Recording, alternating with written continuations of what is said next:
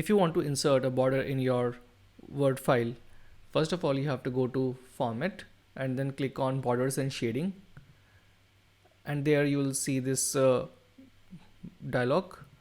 So just click on page border and select what kind of page border would you like to have, and there are multiple options, so you can choose this 3D one, and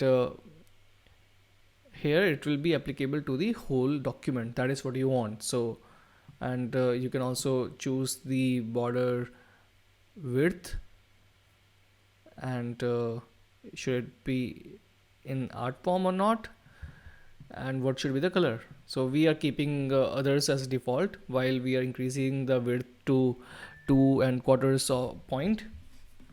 And if you click on OK, there will be a new page border which will be inserted.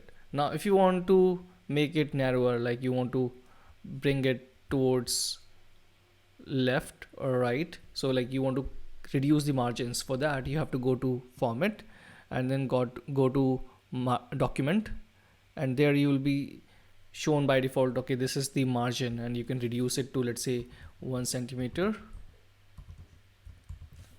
and click on OK, and fix whatsoever is the minimal requirement, and accordingly the margins will be reduced, and now border is within the required margins. So that is how you insert borders in your Word document.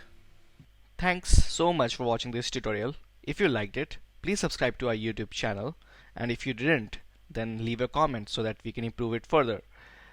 Do watch these suggested tutorials to learn even more, and do let us know what you want to learn on Being Skilled.